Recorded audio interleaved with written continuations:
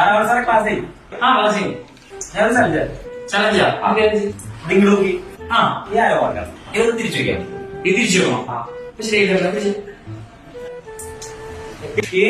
എന്താണ് കാണിക്കുന്നത് തിരിച്ചു വെക്കാൻ പറ്റില്ല തൊടാൻ പാടില്ല തൊടാ തിരിച്ചു തൊടാണ്ട് തിരിച്ചു വെക്കണം അതെങ്ങനെ പറ്റണേ അതേ കാണിച്ചാ ഒന്ന് ഇവിടെ നോക്കി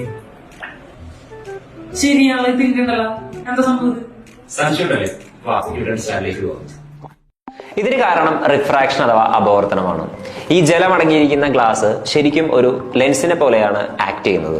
ഈ ഒബ്ജക്റ്റും ഈ ലെൻസും തമ്മിലുള്ള അകലം വളരെ ഇമ്പോർട്ടന്റ് ആണ്. ഒബ്ജക്റ്റ് ലെൻസിന്റെ പ്രിൻസിപ്പൽ ഫോക്കസ് അഥവാ മുഖ്യ ഫോക്കസിന്റെ ബിയോണ്ട് അഥവാ അപ്പുറത്ത് വന്നാൽ മാത്രമേ നമുക്ക് ഈ ആരോ ഫ്ലിപ്പ് ചെയ്ത് കാണാൻ സാധിക്കുകയുള്ളൂ.